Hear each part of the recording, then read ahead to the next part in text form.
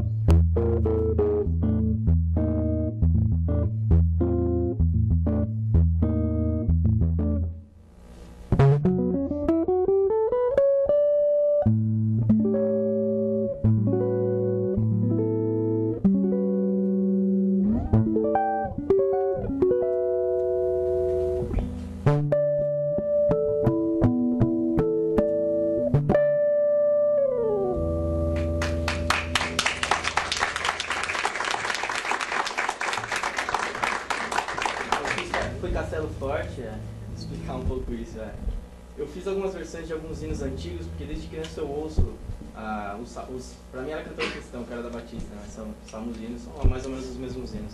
Então como eu cresci, comecei a estudar guitarra, ouvir jazz, fiz algumas versões dos hinos em jazz, pra ficar mais contemporâneo, assim, pra soar pra mim. Então eu escolhi Castelo Forte, agora eu vou tocar Mais Perto Quero Estar.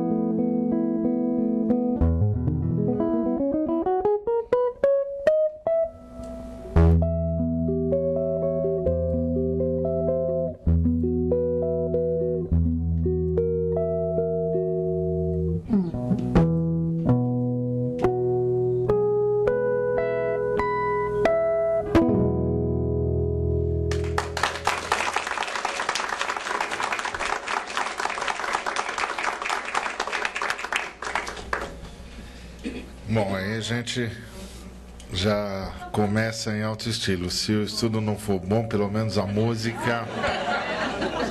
Só meia hora de aula que eu dei aqui. Você viu? É impressionante, hein? Vamos orar. Pai querido, muito obrigado porque o Senhor está conosco, nos trouxe, e obrigado pelos dons que concedes aos teus filhos, e fala-nos mais ainda sobre o teu projeto, Pai. É o que nós te pedimos em nome de Jesus. Amém. Bom, nosso tema hoje é a igreja. Nós vamos estar falando sobre a igreja, como que é o projeto de Deus, e é um projeto que alcança todos nós. Primeiro porque somos todos membros da igreja, né? Então precisamos saber exatamente o que é que Deus queria de nós quando nos colocou lá. E qual é, na verdade, o sonho de Deus. Até porque nós vivemos numa realidade nova, né? Com tantas igrejas, e a gente fica se perguntando sobre, afinal de contas, o que é que Deus queria mesmo, né? Porque parece que Deus queria tanta coisa e a gente não consegue, às vezes, entender exatamente o que é que Deus chama de igreja e o que é que nós deveríamos chamar de igreja. Então, o objetivo desse encontro é falar sobre isso. Não tem nenhum objetivo de ficar julgando a igreja, nada disso. Nem quero propor para você uma coisa revolucionária, que você vai sair daqui, vai chegar lá na sua igreja e dizer está tudo errado. Não é nada disso. É só para a gente entender mais a base bíblica da igreja. E, bom, se o Senhor nos permitir colaborar com as nossas comunidades locais, ótimo, né? Mas, de qualquer maneira, a gente pode viver melhor a igreja. Porque a igreja a gente vive. E esse é o objetivo. Bom, então, quando nós começamos esse estudo sobre igreja, eu venho fazendo isso há anos. E foi crescendo, e toda essa revelação foi sendo trabalhada.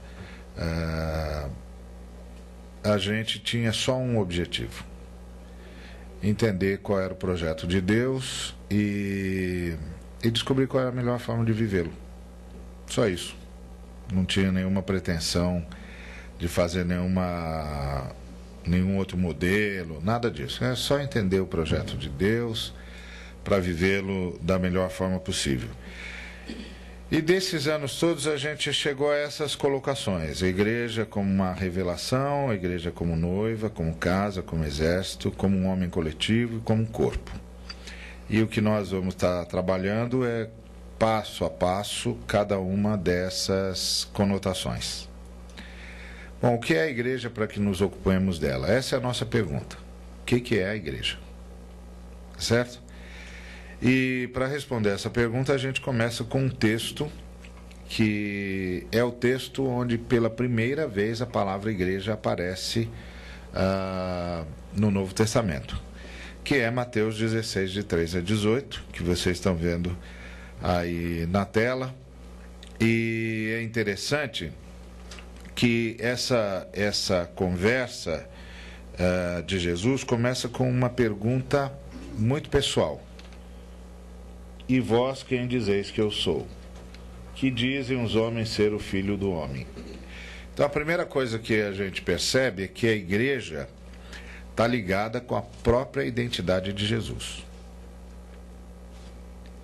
Então, como é que Jesus se reúne os seus discípulos? Ele leva os discípulos para um lugar distante toda a vida. Ele foi para Cesareia de Filipe. Cesareia de Filipe era no extremo noroeste. Era um lugar onde ele não seria perturbado, porque os fariseus, os saduceus não estavam por lá, porque era uma região gentílica.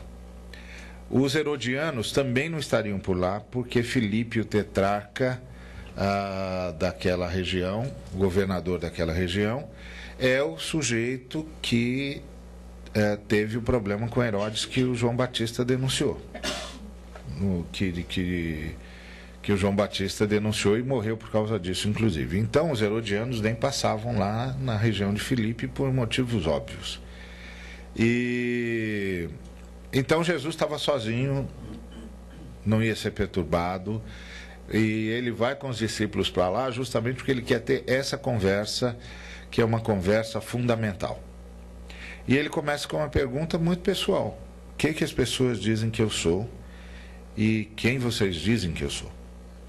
As pessoas disseram que ele era um dos profetas.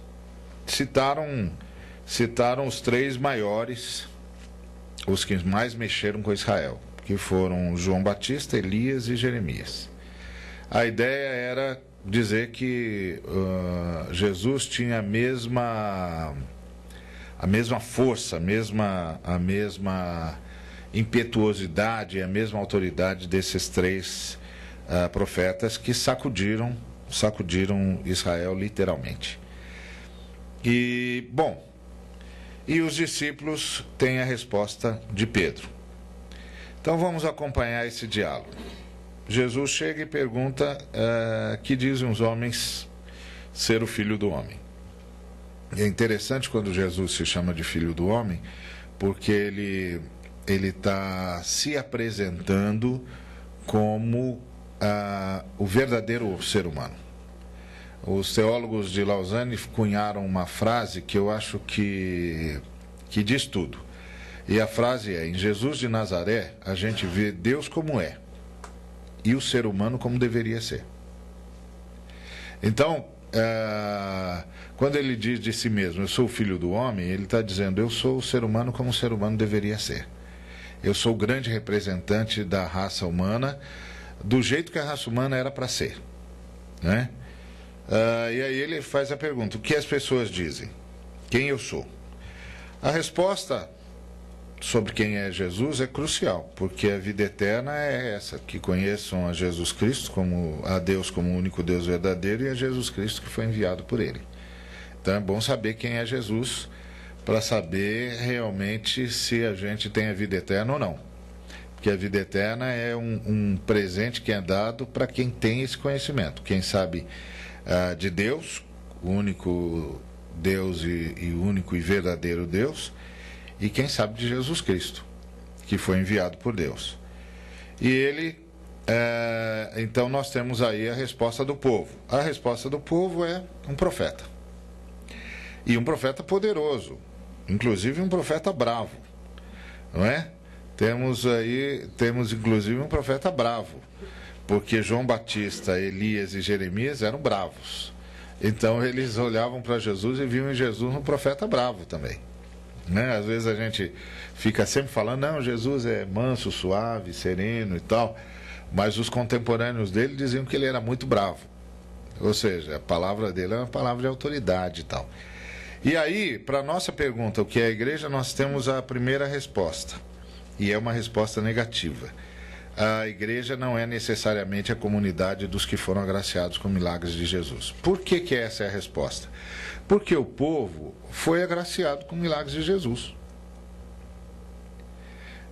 O povo era a gente com quem Jesus andou, a quem Jesus pregou e a quem Jesus curou, libertou, ressuscitou mortos. O povo foi alvo do ministério de Jesus. Jesus fez para o povo que podia e o que não podia.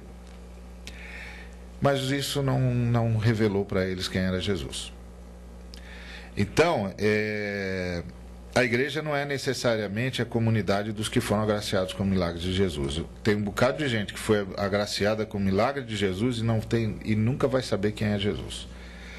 E hoje no Brasil nós temos um problemão, porque muitas igrejas hoje no Brasil, infelizmente, se tornaram a igreja do profeta Jesus. Não é? O pessoal vai lá para ser agraciado, para receber uma bênção, para receber uma cura, etc, etc, mas acaba não conhecendo Jesus. É um perigo. Esse é um perigo sempre presente. Então o povo errou. Então a gente já sabe, se a gente ainda não sabe o que é igreja, pelo menos já sabe o que não é. A igreja não é o resultado dos milagres de Jesus. Bom, aí o Senhor pergunta aos discípulos, e vocês? E os discípulos conheciam Jesus, e a resposta dos discípulos foi através de Pedro. Bem-aventurado és tu, Simão Pedro disse, tu és o Cristo, o Filho do Deus vivo. Essa resposta é perfeita.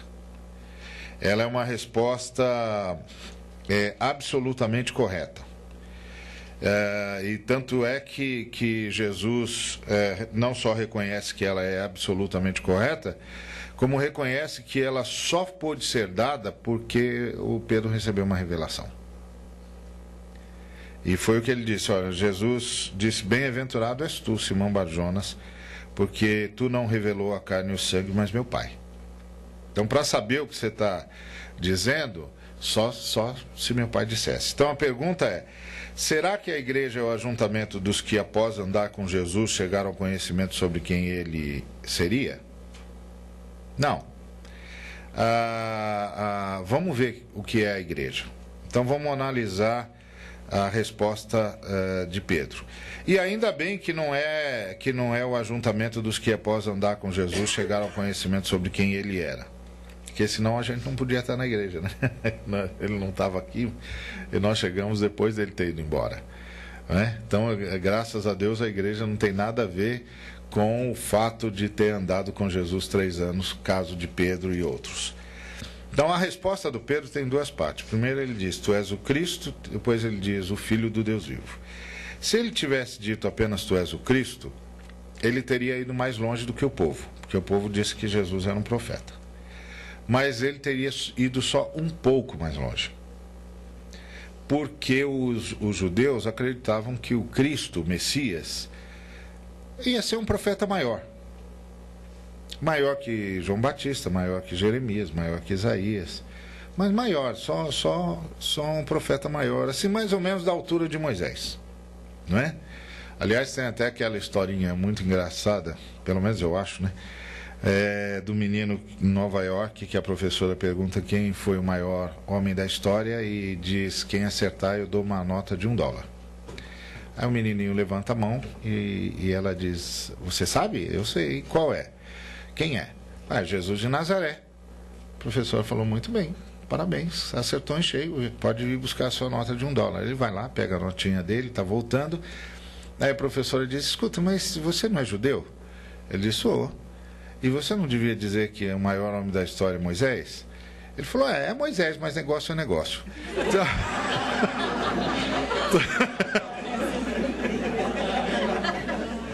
Ele... Quer dizer, para o judeu ser igual a Moisés é muita coisa. E era como eles achavam que o Messias ia ser, igual a Moisés, da altura de Moisés. Então o Pedro teria ido mais longe do que o povo, mas não teria ido muito mais longe. Mas quando ele diz, tu és o Filho do Deus vivo, agora ele criou uma situação totalmente diferente. Porque o Filho do Deus vivo é Deus, né? Filho de peixe. Peixinho, não é? Não é? Então, o Pedro teve uma revelação da Trindade ali. Ele descobriu, acabaram de me avisar, ele podia ter dito aos discípulos, gente, acabaram de me avisar que Deus é mais de uma pessoa e que uma delas está diante de nós. Isso é uma revelação e tanto, né? Isso é receber revelação, né? E aí, então, nós temos a segunda resposta à nossa pergunta. A igreja é a depositária da revelação do Deus Filho como Deus conosco.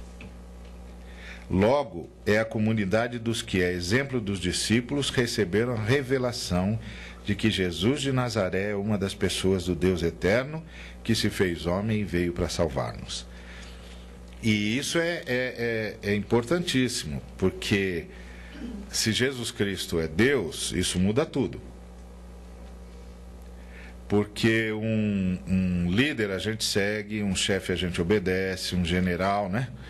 Um chefão, assim, a gente obedece, de um mestre a gente aprende, um profeta a gente ouve, mas um Deus a gente adora. Com Deus não tem só tem duas possibilidades de relacionamento com Deus. Ou você adora ou rejeita. Não tem outra. Não tem uma terceira. Ou adora ou rejeita. E aí, claro, assume as consequências da rejeição. É simples assim, né? Então, o que é a igreja? A igreja é composta por aqueles que receberam a mesma revelação que Pedro recebeu. Então, se você está na igreja, é porque você recebeu essa mesma revelação. Às vezes você pensa que você sabe que Jesus Cristo é Deus. Porque você ouviu no culto, o pastor falou, o professor de escola dominical ensinou. Mas se você diz isso com convicção, é porque o Espírito Santo te convenceu. Não tem outro jeito. Foi o Espírito Santo que revelou para você. Jesus Cristo é Deus, que veio nos salvar. Que é isso que é mais importante de saber. Que é um Deus que abandonou a sua glória e veio para nos salvar. É Deus conosco. É Deus conosco. E isso é extraordinário. E ele é o único caminho. Ele é o único caminho, e ele é um caminho que só se pode alcançar se o Pai conduzir. Ninguém pode vir a mim se o Pai que me enviou não o trouxer. Então, se você é do tipo de pessoa que declara sem medo de estar se traindo nas suas convicções, que Jesus Cristo é Deus, que se fez carne e habitou entre nós, veio para nos salvar, você é uma pessoa que o próprio Pai conduziu para Cristo. Porque a igreja é formada só por gente assim. O culto pode ser frequentado por um montão de gente. Agora, a igreja de Jesus Cristo é formada por gente que afirma isso com a própria vida. Jesus Cristo é Deus, que se fez homem, habitou entre nós e deu a sua vida por nós.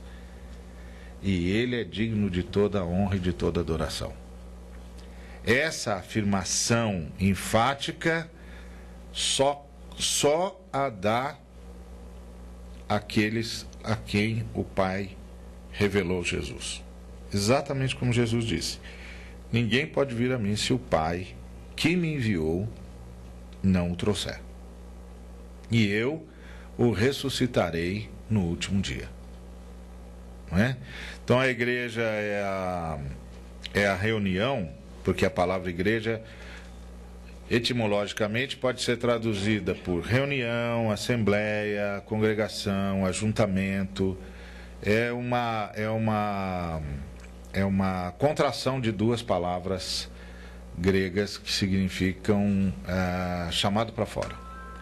Então, tudo que é chamado para fora é uma assembleia, gente que foi reunida para um propósito. Então, a igreja é a assembleia, a reunião, o ajuntamento daqueles que receberam uma revelação clara do Pai acerca de Jesus. Jesus Cristo é Deus. Jesus Cristo é Deus, que veio habitar entre nós, deu a sua vida por nós. É Deus conosco. Porque você sabe que a revelação de Deus, do relacionamento de Deus com os homens, ele vem num crescendo na Bíblia, né? No Antigo Testamento ele era Deus para os homens. que é como Isaías disse: nunca jamais se ouviu falar de um Deus como nosso Deus, que trabalha para aquele que nele confia.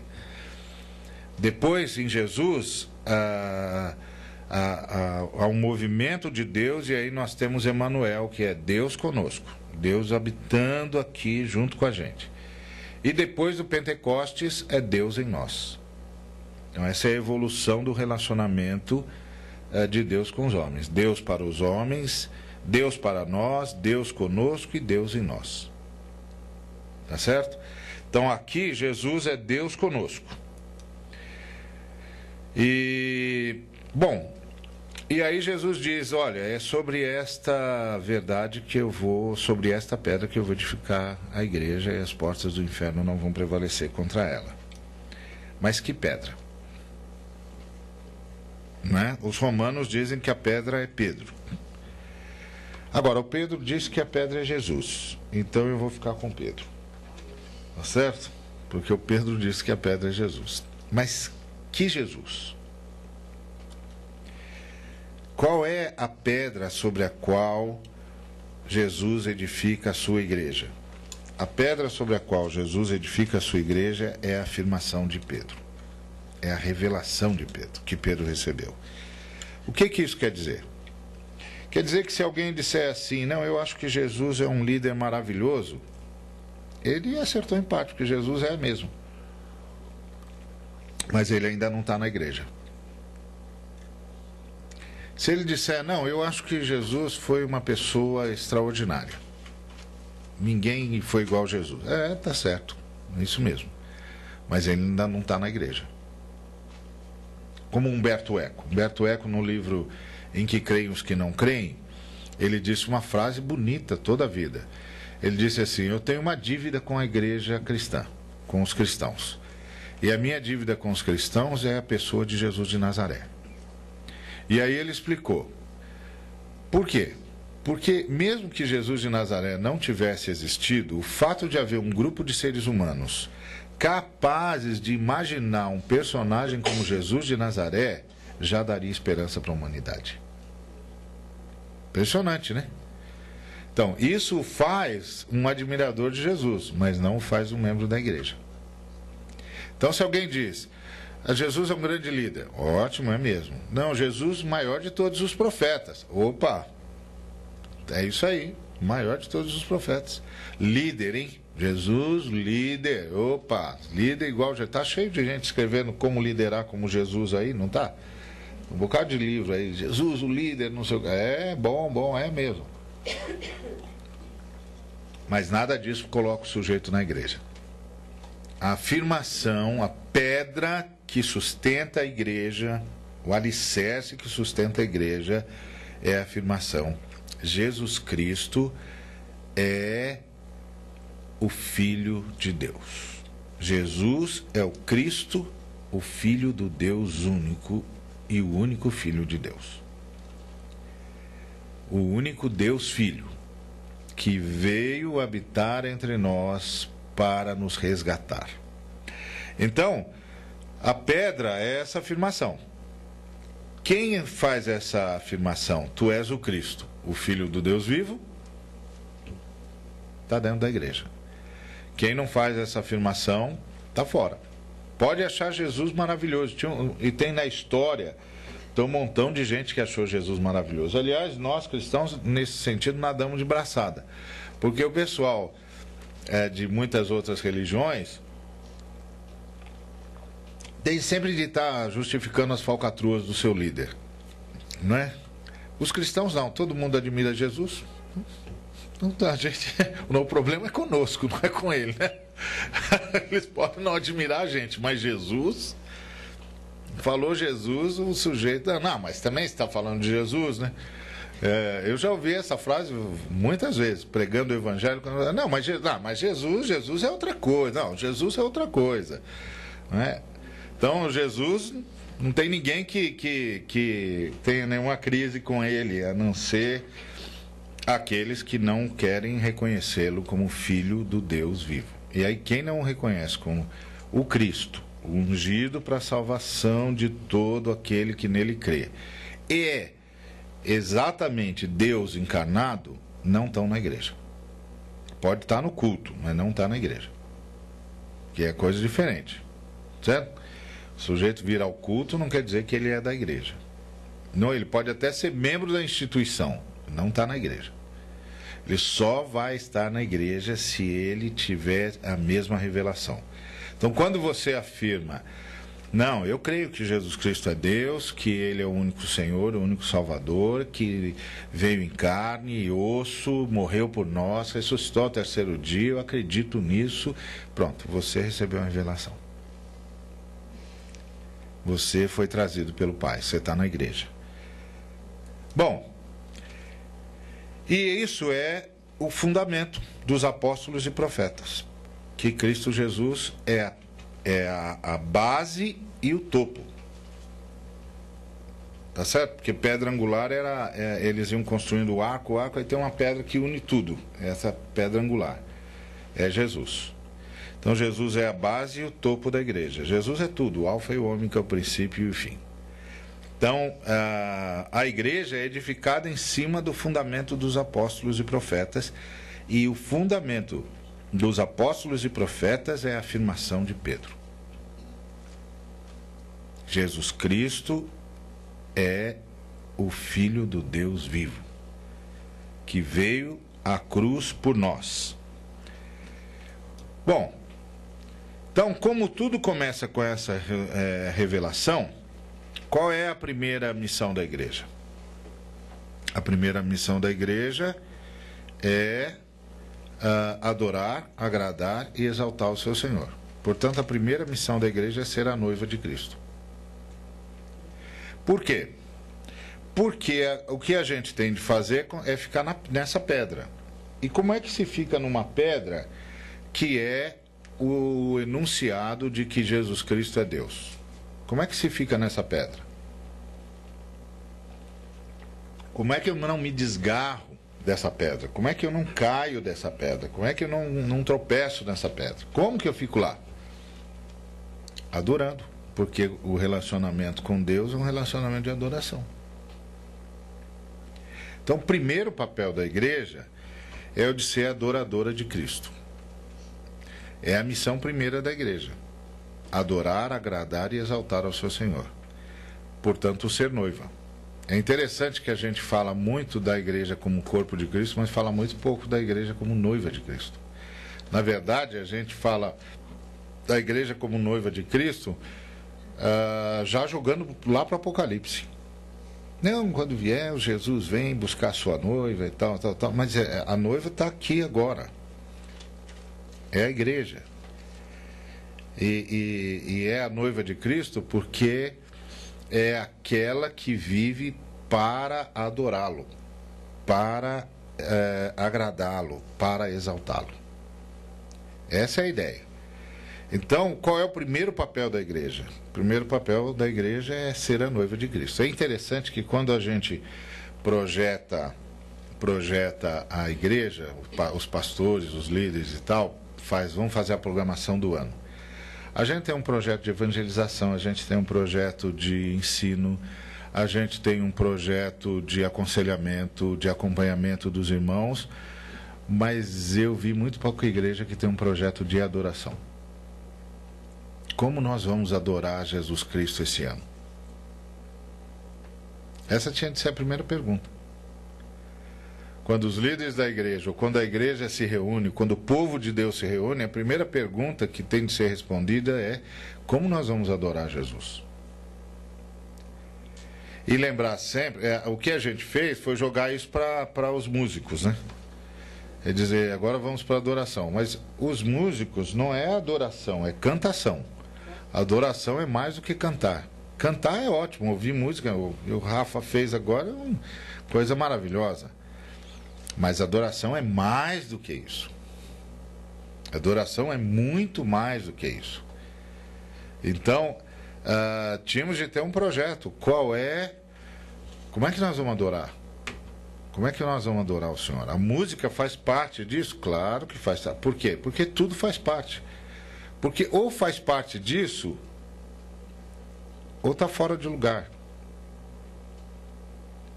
Porque a primeira missão da igreja é adorar. Então, é uma missão contínua, não pode parar um minuto, não pode parar um segundo, não pode parar. Essa é a missão da igreja. A primeira missão da igreja é adorar a Cristo.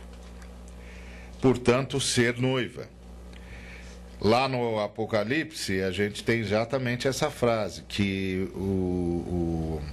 os anjos, um dos 7 anjos, falou com João dizendo: vem mostrar-te-ei a noiva, a esposa do Cordeiro. Essa consciência tem de ser a primeira consciência da igreja, antes de qualquer outra, antes mesmo da consciência do corpo, antes mesmo de ser da consciência da missão de pregar o evangelho. A primeira consciência que a igreja tem de ter é: somos a noiva de Cristo, estamos aqui para adorá-lo.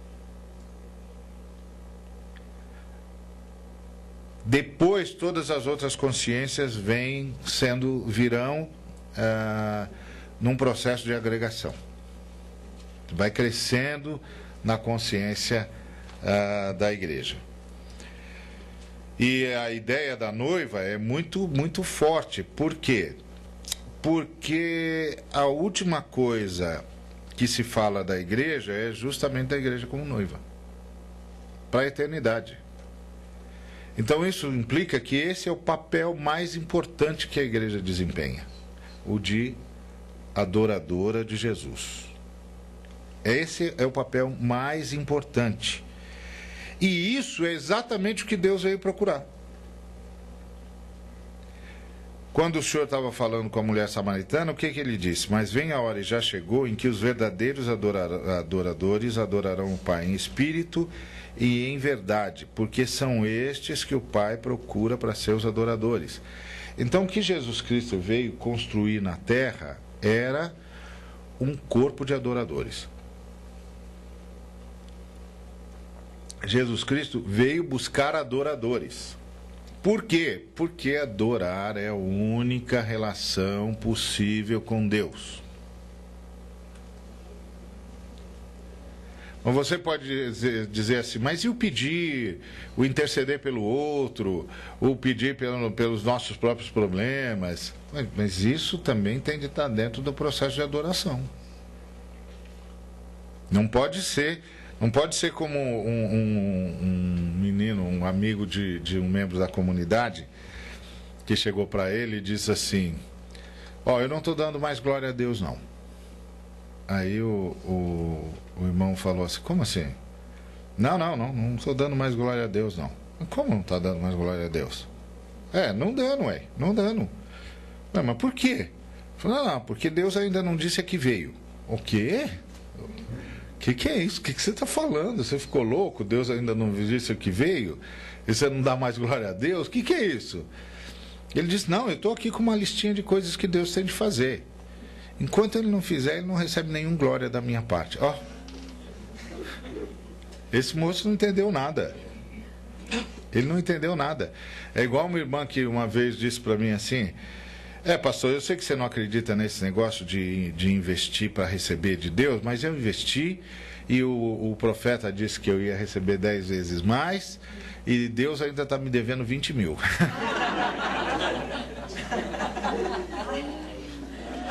Eu falei: tá.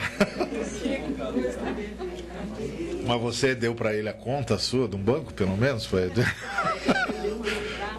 Entendeu? E aí o pessoal não entendeu. Quando o camarada diz isso, ele não entendeu. Ele não percebeu qual é a única forma de se relacionar com Deus. A única forma de se relacionar com Deus é adorando. E até a nossa petição tem de ser dentro do princípio da adoração. Como o leproso que se aproximou de Jesus e disse, de joelhos, e disse: se quiseres, posso ser limpo. Ou seja, reconheceu, primeiro, que ele era digno de adoração, segundo, que ele tinha um poder, e terceiro, que é ele quem decide. Se quiseres, posso ser limpo. Então, tudo é adoração. Porque foi isso que o Pai veio buscar. Jesus Cristo foi enviado pelo Pai para gerar adoradores. Gente que adora o Senhor em espírito e em verdade. Adorar o Senhor em espírito e em verdade é adorar o Senhor em todo lugar e em tudo que faz. Certo? Porque o contexto da conversa com a samaritana era lugar. Onde se adora a Deus? No Monte Gerizim ou em Jerusalém? Jesus Cristo disse, depois de ter dito que a salvação ia dos judeus, que o lugar certo era Jerusalém, ele diz, mas vem a hora, e já chegou, em que os verdadeiros adoradores adorarão o Pai em espírito, ou seja, em todo lugar, em espírito, é a minha postura agora, é meu estilo de vida, e em verdade, que é em realidade, em tudo que faço. Então, foi isso que Jesus veio buscar, adoradores.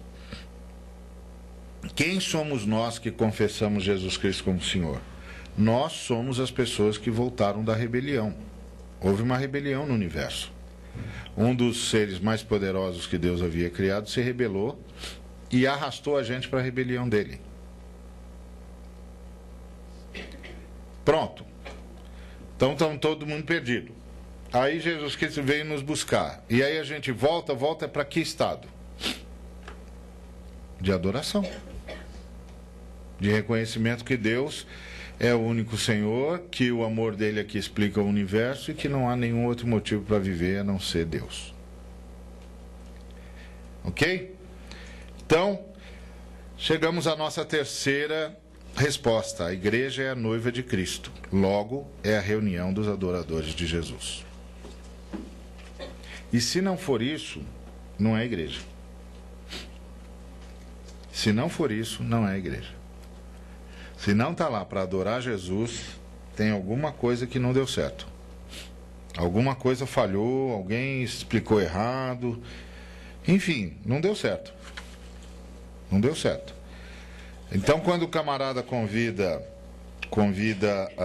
a igreja, o pessoal para vir parar de sofrer, quando o pessoal convida a turma para vir buscar a sua bênção, ele está convidando para a igreja do profeta Jesus. E não para a igreja do Senhor Jesus. Entendeu?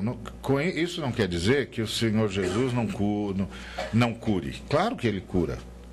Não quer dizer que ele não mitigue o sofrimento das pessoas. Claro que ele o faz. Mas não foi isso que ele veio fazer. Essa não é a função primeira de Jesus. Não era o objetivo primeiro de Jesus. O objetivo primeiro de Jesus era convocar adoradores. Ok? Então ele disse, sobre esta pedra edificarei a minha igreja. E aí a forma de ser edificado por essa pedra, né? Nessa pedra é estar em adoração. Agora, o que é uma igreja edificada? Porque ele disse, eu edificarei a minha igreja. Então, qual é o objetivo dele? Por que vai edificar a igreja? Vai edificar a igreja para quê? Porque Deus quer uma casa. Deus quer uma casa. E um Deus vivo tem de morar numa casa viva.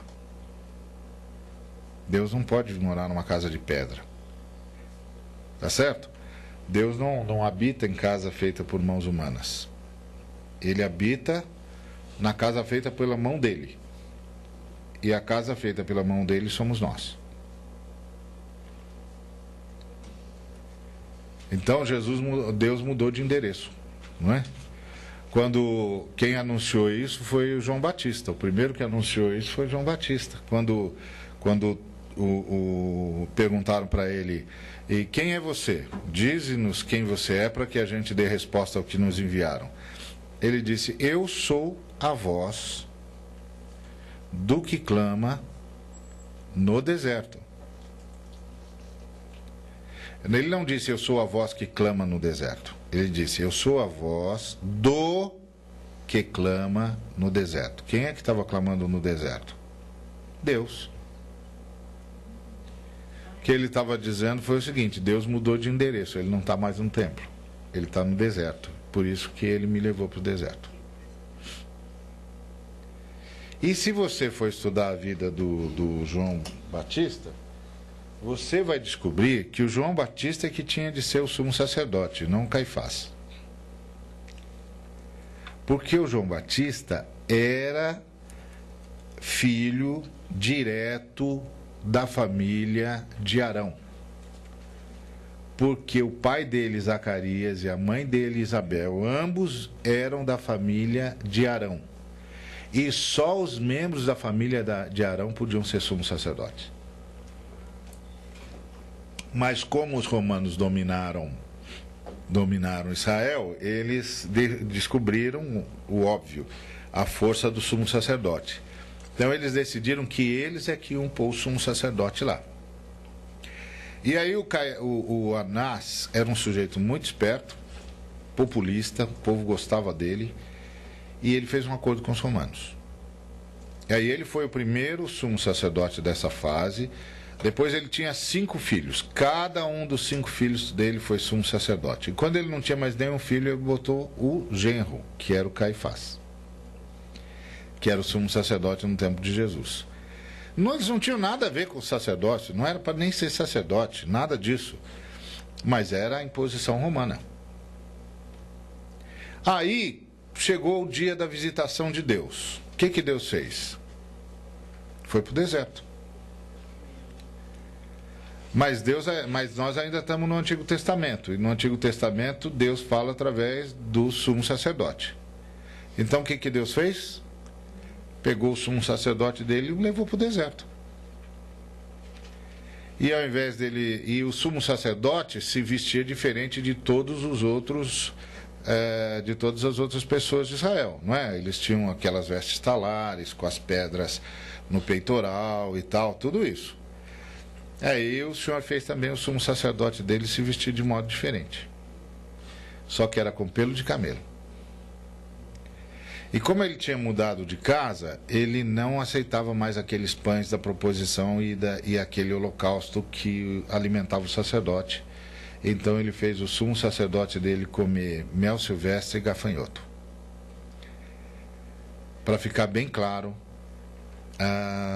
esse ser humano está totalmente a meu serviço. E isso é exemplificado pela forma como ele se veste, pela comida que ele come. Ele só vive para mim e só come o que eu digo para ele comer. Ele é o meu sumo sacerdote e ele está no deserto porque eu estou no deserto. Eu mudei de endereço. E aí, quando Jesus começou o seu ministério, Deus tinha mudado de endereço novamente. Ele não estava mais no deserto, ele estava no seu Filho amado que lhe dá alegria. Que no dia em que Jesus foi batizado, o Pai disse: "Este é o meu Filho amado, que me dá alegria." E o Espírito Santo veio e pousou sobre ele, e Deus tinha mudado de endereço de novo. Agora Deus está em Jesus reconciliando consigo o mundo, como diz o apóstolo Paulo. Então, agora, qual é o objetivo de Cristo? Edificar a igreja. E o que ele está edificando? Uma casa para Deus. Uma casa para Deus. Deus saiu do descanso porque nós pecamos. Quando ele terminou a criação, ele botou a gente para cuidar da terra e foi descansar. Aí nós tiramos Deus do descanso pouquinho tempo depois. Pois é, agora Deus voltou a procurar um lugar para descansar. E o lugar que ele quer descansar é no coração dos seus filhos. Isso é a igreja. A igreja é o lugar onde Deus descansa. São as pessoas em quem Deus descansa. São as pessoas que adoram a Deus, que o reconhecem. É interessante, né? a gente pensar que nós queremos o descanso de Deus, e queremos mesmo, não é? Mas também Deus quer descansar no nosso coração. E isso acontece quando nós o adoramos. Então, o que Jesus Cristo veio fazer? Ele veio construir uma casa para Deus. Então, o que é essa adoração que vai transformar a gente na casa de Deus? Eu acho que uma das melhores descrições de adoração é que o Paulo disse em 2 Coríntios 3,18. Que a gente contempla como por espelho a glória do Senhor e somos transformados de glória em glória na sua própria imagem, como pelo Senhor, o Espírito. Bom, como é que a gente contempla espelho? Olhando para o espelho, é lógico, né? Óbvio. Mas para que a gente faz isso? Para se acertar, não é? Porque a gente não quer saber como é que as pessoas vão ver a gente, não é? E aí a gente quer ver se dá para dar uma melhorada. Alguns caras mais conscientes como eu já sabem, não adianta, é bobagem. A única coisa que você faz é dar uma ajeitada para não ficar tudo dobrado, mal passado, e vai em frente, porque melhor do que isso, meu filho, impossível. Só na glória eterna, se é que Deus vai estar preocupado com a estética por lado de lá.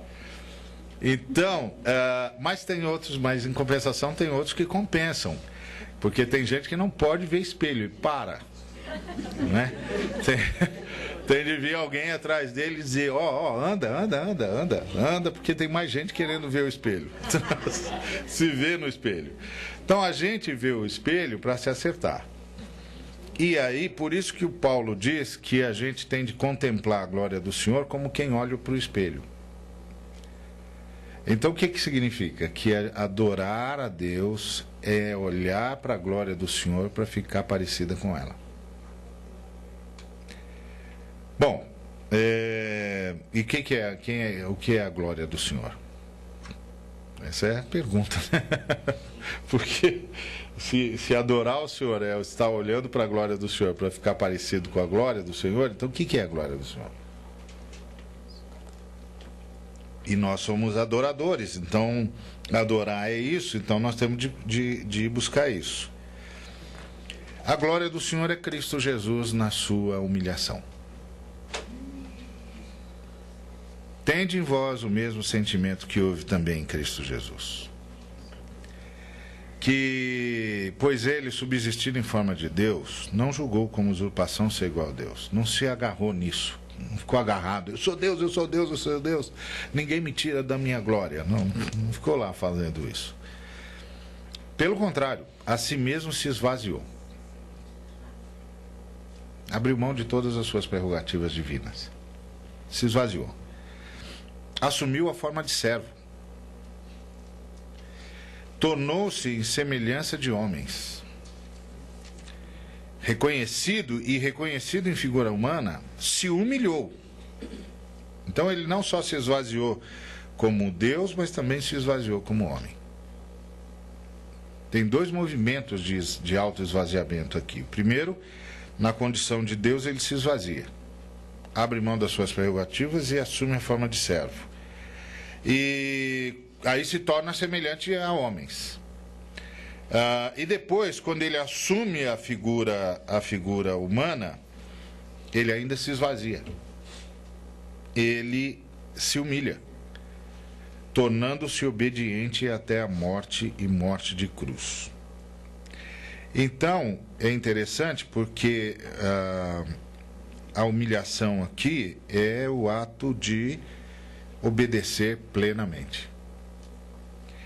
E porque ele se humilhou, Deus o exaltou sobremaneira, ele deu o nome que é acima de todo nome, para que o nome de Jesus se dobre todo o joelho, nos céus, na terra e debaixo da terra, e toda a língua confesse que Jesus Cristo é Senhor, para a glória de Deus Pai. É a ideia do alfa e do ômega, né? Se você pegar esse texto, ele faz um círculo perfeito, né? Tende vós o mesmo sentimento que houve em Cristo Jesus, que subsistindo em forma de Deus. ponto mais alto do universo. Não julgou como usurpação, não se agarrou ao fato de ser Deus, mas se esvaziou, começa a descer. Assumiu a forma de servo, tornou-se semelhante aos homens, reconhecido em figura humana, se humilhou como homem, foi obediente até a morte e morte de cruz. Chegou no ponto mais baixo. Mas Deus o exaltou, dando-lhe um nome que está acima de todo nome, para que ao nome de Jesus se dobre todos os joelhos nos céus e na terra e toda língua confesse que Jesus Cristo é o Senhor, para a glória de Deus.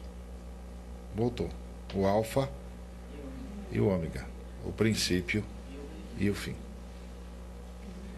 É circular, né? Então, o que é a glória do Senhor? A glória do Senhor é Jesus na sua humilhação, é Jesus entre nós. E se a gente ficar olhando para Jesus na sua humilhação, ou seja, Jesus entre nós, como quem quer se acertar, ou seja, como quem quer se parecer com ele, o que vai acontecer é que o Espírito Santo vai nos transformar de glória em glória na sua própria imagem como o Senhor. Agora, o Espírito Santo vai transformar a gente de glória em glória em alguém cada vez mais parecido com Jesus. Opa, foi você ou... Não, foi você. Opa, então tá bom. Você estava falando que o negócio estava pifando, eu falei, opa, será que é agora? Então, aí o que isso significa também? Que se a glória do Senhor é a humilhação, é Jesus na sua humilhação, então a gente é transformado de humilhação em humilhação.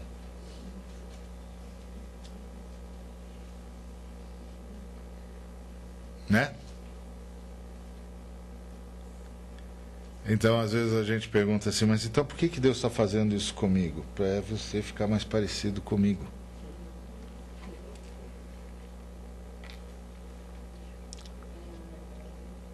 Não dá para você ficar parecido comigo usando salto alto, então eu quebrei o salto.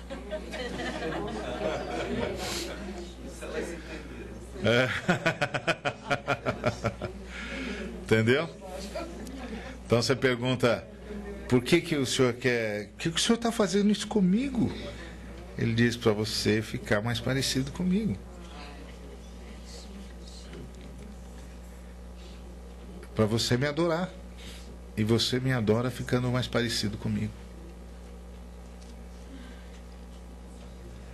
Então, o que isso significa? Que quando a gente glorifica a Deus, a gente reconhece a sua glória nos céus, isso é um nível de adoração. Senhor, Senhor nosso, quão magnífico em toda a terra é o teu nome, pois expuseste nos céus a tua majestade. Isso é adoração. A gente faz isso muito quando canta, por exemplo. Não é? Quando canta a gente faz muito isso. Exalta a Deus na sua majestade. Isso também é adoração. Quando a gente rende graças ao Senhor por causa da sua justiça, daquilo que Ele fez, aí a gente já está falando da humilhação, porque a justiça de Deus está lá na cruz. Tá certo? Como é que Deus pôde me aceitar? Se eu sou pecador e, portanto, um criminoso. E Deus é justo. Eu não podia me aceitar, eu sou pecador, cometi um crime, ele é justo, como é que fica? Ele não satisfez a justiça? Satisfez, lá na cruz. Ele satisfez lá na cruz. Não é? Às vezes a gente diz assim, quando a gente está pregando, muitas vezes a gente ouve a pessoa dizer assim, não, mas esse negócio quer dizer então que se o sujeito viver uma vida tosca, uma vida horrível e depois se converter, ele vai ser salvo? Vai. Aí o camarada diz, não, isso não é justo. Ué, mas salvação não tem nada a ver com ser justo, tem a ver com Deus ser gracioso. Porque a justiça de Deus é a cruz. É por causa da graça mesmo, é isso mesmo. Não é um ato, não é uma retribuição da justiça. É uma possibilidade a partir da justiça satisfeita na cruz. A possibilidade da graça. E aí, quando a gente louva, Senhor, o teu caminho, andarei na tua verdade, dispõe o meu coração só para temer o teu nome, nós estamos pedindo um caminho de humilhação.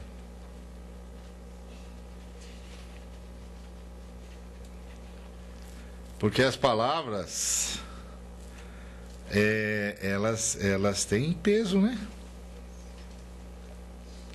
Então, às vezes eu vejo o pessoal falando algumas frases, eu digo, opa, será que eles sabem mesmo o que estão falando? Ensina-me, Senhor, o teu caminho, andarei na tua verdade, dispõe-me o coração para só temer o teu nome. É isso mesmo que tem de falar mesmo. Mas isso é ser transformado de humilhação em humilhação. Porque o caminho do Senhor é o caminho da cruz. O Senhor começou na cruz. Ele a si mesmo se esvaziou. Ele já começou na cruz. Né? Então a igreja é aquela que, mesmo sabendo tudo isso, como a corça suspira pelas correntes das águas, suspira a alma da igreja pelo Senhor. A igreja é aquela que diz o seguinte: esse caminho é o melhor caminho. Esse jeito de viver é o melhor jeito. E é isso mesmo que eu quero. Quero andar como um adorador. Eu quero aprender a ser gente do jeito que Jesus Cristo é gente. E aí, o resultado desse tipo de adoração é a alegria no coração. E a fé. Confiamos no seu santo nome. Porque é a alegria de não estar mais carregando peso nenhum, né? A vida, como nós a vivemos fora do Senhor, ela bota peso sobre peso a vida toda em nós. Nós carregamos um fardo. Quando a gente vai entregando os nossos fardos ao Senhor e dizendo, não, eu vou pelo caminho de Cristo, no caminho de Cristo, a gente não leva carro, não leva nada disso. E com isso eu não estou dizendo que a gente não possa ter carro, não é nada disso que eu estou dizendo. Estou dizendo, a gente não pode amar essas coisas. Pode até ter, não pode amar. Porque se você ama, você vai viver para isso. É um fardo, viu, gente? Eu vou lhe dizer, é um fardo. É um fardo. Porque o sujeito se sacrifica pelo que ama, né? E o mercado conta com isso, e os cartões de crédito muito mais. Eles contam que as pessoas se sacrificarão pelo que amam. Então tem de amar a coisa certa. E o que é certo amar é Jesus. É certo? Aí o resto não é fardo. Vem no tempo de Deus, do jeito de Deus e nunca contra Deus. Vem no tempo de Deus, do jeito de Deus e nunca contra Deus. Então a igreja é essa gente que adora Jesus. Está vendo? Isso tudo é adorar Jesus. E aí a gente vai sendo imitador de Deus como filho amado. Percebe? E imitar Deus como filho amado é estar nesse caminho de humilhação, de serviço, e estar escolhendo sempre a coisa certa. Né? E aí, nós podemos realmente ser gente que rende graças ao Senhor, invoca o seu nome e faz conhecido entre os povos os seus feitos. Bom, vamos para o nosso intervalo, né? Nossa pausa, que eu já roubei de vocês alguns minutos, pois a gente volta para falar da igreja como a noiva de Cristo. Ok?